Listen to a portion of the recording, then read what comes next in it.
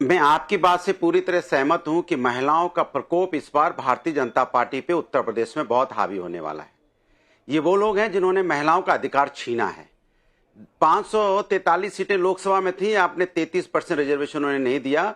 अगर उनको रिजर्वेशन आप दे देते तो आज 181 महिलाएं पार्लियामेंट के अंदर में होती और अपना अधिकार मांग लेती।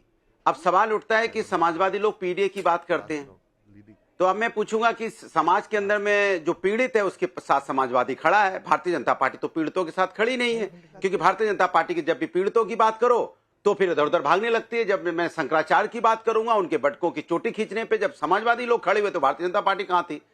तो उत्तर प्रदेश के अंदर में एकदम अलग है कि जो उत्तर प्रदेश में बीजेपी की सरकार है, वहां पे तो टीएमसी की सरकार को आप एक चिल्ला हल्ला मचाते रहे कि भाई यहाँ पे रोजगार कहाँ है, इंडस्ट्री इतनी चली गई, यहाँ पे महंगाई इतनी हो गई, बेरोजगारी इतनी हो गई, लॉ एंड ऑर्डर फेल हो गया। उत्तर प्रदेश में क्या गिनाओगे? उत्तर प्रदेश में कैसे बताओगे हाथरस का कांड कैसे हो गया, बीएचयू की घटना कैसे हो गई, गाजीपुर की घटना कैसे हो गई, लखीमपुर की घटना कैसे हो गई?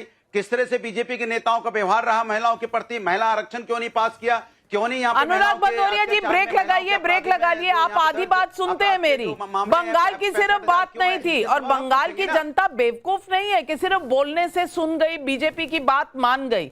बंगाल की जनता के बारे में आप कह रहे हैं, लेकिन दो जगह और सरकार आई है, प्रो इनकम्बेंसी थी, असम में और पुडुचेरी में। असम में पहले से ज्यादा प्रचंड जीत हुई है। अब क्या कहेंगे, यूपी में भी अगर सरकार है बीजेपी की तो असम में भी थी। देखिए, अब सवाल ये उठता है कि भारतीय जनता पार्टी के साथ बड़ी समस्या हो गई है। भारतीय जनता पार्टी सुबह से लेकर शाम तक सिर्फ पश्चिम बंगाल की बात कर रही है, और ना तमिलनाडु की बात कर रही है, ना केरलम की बात कर रही है, और तो और असम की भी नहीं कर रही है। वो तो आपने भी छेड़ दिया, लेकिन बीजेपी के प्रवक्ता भी एक बार असम की बात बोल के नहीं गए।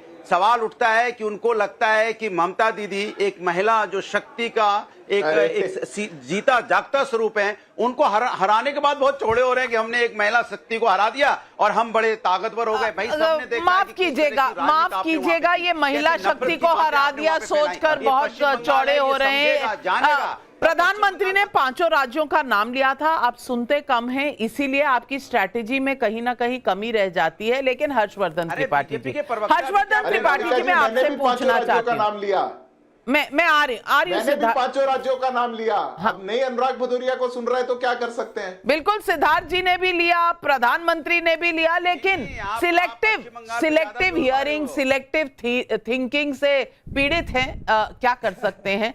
लेकिन हर्षवर्धन त्रिपाठी, खूबी बीजेपी की यही है। आज 22 राज्यों में बीजेपी की सरकार है। आज ही जीत दर्ज हुई है, अभी पूरे नतीजे आए भी नहीं हैं, अभी कई जगह पर लीड्स चल रही हैं, गिनती चालू है। लेकिन बीजेपी ने यूपी का अपना टाइम टेबल बता दिया, यूपी का एजेंडा बता दिया। पंजाब का काम आप जानते हैं, पिछले हफ्ते 10 दिन से चल रहा है, जहां अगले साल चुनाव होने वाले हैं।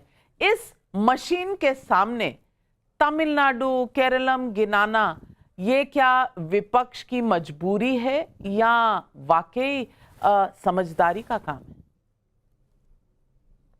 तो ये कि मान लीजिए कि मैं इस डिबेट में मैं कहूं कि अनुराग भदौरिया बहुत बेकार आदमी है, बहुत फालतू की बात करते हैं, कुछ भी आप कहिए तो सिर्फ बकवास करते रहते हैं। अब मैं ये कहूंगा तो क्या लोग मान लेंगे? नहीं। अनुराग भदौरिया जैसा व्यवहार करेंगे लोग मान लेंगे। अगर अनुराग भदौरिया सही में किसी भी सवाल पर वही उठपटांग बातें करेंगे तो लोग मान लेंगे। अनुराग भदौरिया बकवास करेंगे तो लोग मान लेंगे। अनुराग भदौरिया अगर अच्छे व्यक्ति होंगे और हम कहेंगे कि ये बेकार है तो वो नहीं मानेंगे। ममता बनर्जी के लिए जो कुछ भारतीय जनता पार्टी ने कहा, ममता बनर्जी ने उसको साबित किया। काम करती है, कैसे साबित किया? इसलिए आप जब ममता बनर्जी ने कहा सही कह रहे हैं आप, कोई भी जो इस देश में है वो सब इंडियन है, देश बंटने के पहले सब इंडियन था। इस तरह से उन्होंने बांग्लादेशी घुसपैठियों को भी इंडियन बताकर लीगलाइज करने की कोशिश की, उठपटांग बात करने की कोशिश की। अभिषेक बनर्जी ने कहा 4 मई को 12 बजे के बाद दिल्ली में कौन किसका बाप, कौन जल्लाद, जाने क्या क्या भाषा बोली। बंगाल के लोगों को समझ में आया। वो जहांगीर खान, उसने कहा हम पांव पांव चल देंगे तो सीआरपीएफ हवा में उड़ जाएगी। लोगों को समझ में आया कि ये तो गुंडागर्दी कर रहा है, ये सारे काम कर रहा है। ये जो कह रहे हैं, मतलब मैं तो समझ नहीं पाता कि क्या हो जाता है हमारे मित्र अनुराग भदौरिया को, अभी है चुनाव के वक्त लड़िएगा। ममता बनर्जी के राज में आरजी कार हुआ, संदेश खाली हुआ, और मेरी जो जानकारी है कि आरजी कार पीड़ित की मां रत्ना देवनाथ जीत गई क्या हैं। क्या हुआ? बिल्कुल जीत गई हैं, बिल्कुल जीत गई हैं। और यहीं से बंगाल का जो पूरा चुनाव है वहीं से घूमना शुरू हुआ था, जहां आरजी कार का पूरा ये वाकया हुआ। बंगाल में महिला देश की बेटी है। अनुराग भदौरिया जी, आप अगर लगातार बीच में बोलते रहेंगे तो आपके कुछ लाख वोट और कम हो जाएंगे। रुक जाइए, ब्रेक लगाइए। मैं आपका फेडर डाउन कर रही हूं। हर्षवर्धन त्रिपाठी जी, आप अपनी बात खत्म कीजिए। बस मैं 20 सेकंड में खत्म कर दूंगा।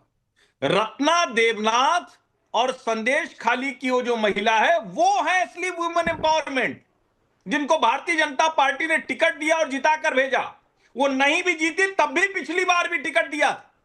वो लड़के लड़कियां जो हावड़ा ब्रिज पर नाच रहे हैं, झूम रहे हैं, जय श्री राम के नारे लगा रहे हैं, वो है youth of women empowerment. Bengal के वो लोग जो देश के दूसरे राज्यों में जा रहे थे और यहां से उनको निकलकर सिर्फ और सिर्फ काम करने के लिए दूसरे घरों में जाना पड़ता था, उनको समझ में आ रहा है वुमेन एम्पावरमेंट, यूथ एम्पावरमेंट। बिल्कुल आपने सही कहा। और इस वक्त की बड़ी खबर जो आ रही है भवानीपुर से, ममता बनर्जी अपनी सीट भवानीपुर में शुभेंदु अधिकारी से पीछे हो गई हैं। 563 वोटों से चाहे पीछे हो, छोटा सा मार्जिन है, लेकिन वहां सस्पेंस बरकरार है। 563 वोटों से ममता बनर्जी पीछे हो गई हैं। बौखलाहट शायद इस वजह से, नीलाद्री भट्टाचार्य जी, दोपहर में 13,000 वोट से आगे चल रही थी, फिर कम हुआ मार्जिन, अब 563 वोटों से पीछे। नीलाद्री भट्टाचार्य, बंगाल में टेक्टोनिक शिफ्ट हुआ है। सिर्फ दोष दे देना कि ये इलेक्शन कमीशन है, सेंट्रल फोर्सेस है, एक भी मौत नहीं हुई, वायलेंस की घटना नहीं हुई। आपको नहीं लगता कि बंगाल में इस तरह का शानदार चुनाव बहुत सालों में, बहुत दशकों में पहली बार हुआ? नहीं नाविका जी, बंगाल में शिफ्ट तो है ही, रुझान जैसे आ रहा है उस पर शिफ्टिंग तो क्लियरली दिख रहा है। लेकिन ममता बनर्जी के लिए मैं ये कहना चाहूँगा, अभी भी 4 राउंड वोटिंग बाकी है। 500 का लीड बहुत नेग्लिजिबल लीड है। ममता बनर्जी भवानीपुर में बहुत चांसेस है वो निकल आएगी वहाँ से। बट बंगाल में डेफिनेटली एक टेक्टोनिक शिफ्ट है। बंगाल की जनता ने वोट दिया, वोट देके अगर बीजेपी को चुन के लाए तो we have to respect the mandate. तो फिर ममता बनर्जी बार बार दोष क्यों दे रही है? कभी इलेक्शन कमीशन को, कभी सेंट्रल पैरामिलिट्री फोर्सेस को। आनंद रंगनाथन, किसी भी जीत या हार में डेमोक्रेसी का दम भरने वाले, कॉन्स्टिट्यूशन की बात करने वाले अगर इस तरह से बौखला जाएंगे तो जनता में मैसेज क्या जाता है? नमस्कार नाविका जी, आज बहुत ही ऐतिहासिक दिन है। अगर आप इसको देखें तो एक ये ईरा डिफाइनिंग दिन है। 20 साल कांग्रेस के थे बंगाल में, 30 साल कम्युनिस्ट के थे, 20 साल लगभग लगा लिए तृणमूल के, 15 approximately, I am just saying, 20, 30, 15 जो भी है, एक ईरा डिफाइनिंग ईरा था।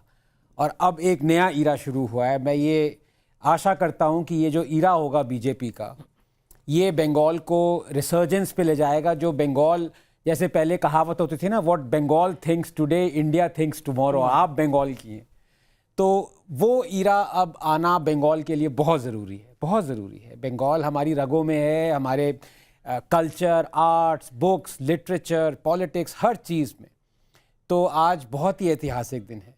दूसरा, क्योंकि मैं कुछ आंकड़े देख रहा हूँ जो कि बियॉन्ड द लेयर है। अब आप देखिए, ये एक तरह की विडंबना है कि आज के ज़माने में लोग कहते हैं कि जो आदमी फिज़िकली है वही राइट्स के लिए लड़ सकता है। मतलब कि मैं, बुरा न माने, आपके जितना मैं विमेन राइट्स के लिए लड़ता हूँ उतना मैं भी लड़ना चाहता हूँ सबा की तरह, लेकिन लोग कहते हैं कि विमेन ही लड़ सकती हैं। अब आप ये देखिए, इस इलेक्शन में भी आप मानती हैं कि विमेन वोटर्स ने डिसाइसिव विक्ट्री दी है बीजेपी को, और 93% वोट पड़े थे। क्रेजी। लेकिन अगर आप ये देखें कि बीजेपी ने 10.5% टिकट्स दिए थे विमेन को, तृणमूल ने 20% दिए थे, लेकिन फिर भी बीजेपी को विमेन ने ज़्यादा वोट किया है। ये क्या दर्शाता है? ये दर्शाता है कि हमें जो एक तरह से वुडन अपीयरेंसेस होती हैं कि अगर हम विमेन के लिए दिखाना चाहते हैं कुछ कर रहे हैं तो हम विमेन को टिकट दें। इससे नहीं, हम उनके लिए काम करें। मेन भी काम कर सकते हैं उनके लिए। तो एक तरह से ये भी एक डिसाइसिव लेसन है आगे जाने के लिए, कि हम हमेशा ये ना सोचें कि अगर हमें विमेन के लिए कुछ करना है तो विमेन ही कुछ करेंगी। अगर ऐसा होता तो ममता जी कभी नहीं